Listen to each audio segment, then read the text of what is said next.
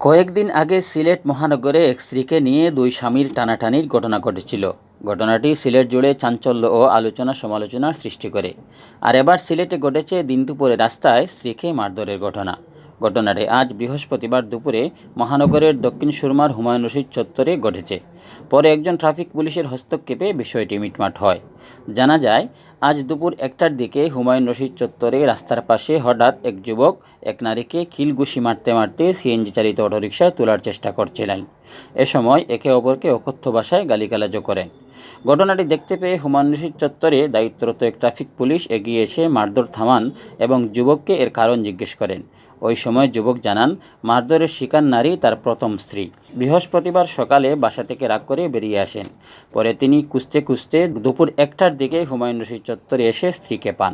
এ সময় স্ত্রীকে বাসায় নিয়ে যেতে চাইলে স্ত্রী তাকে গালিগালাজ করেন এবং বাসায় যেতে অসম্মতি জানান। এতে তার রাগ হয় এবং স্ত্রীকে মারধর করেন। দ্বিতীয় বিয়ে করায় প্রথম স্ত্রী রেগে বাসা থেকে বের হয়ে আসেন বলে জানান ওই যুবক। এদিকে ট্রাফিক পুলিশের সামনেই গালিগালাজ করায় ওই যুবক স্ত্রীকে আরেক দফা মারধর করেন। স্ত্রী ও স্বামীকে অকথ্য ভাষায় গালিগালাজ করেন। এ সময় পরে ট্রাফিক পুলিশ দুজনকে অটোরিকশায় তুলে দিয়ে বাসায় গিয়ে বিষয়টি মীমাংসা করার পরামর্শ দেন। পরে ওই যুবক স্ত্রীকে নিয়ে অটোরিকশা যুগে বাসার উদ্দেশ্যে রওনা হন।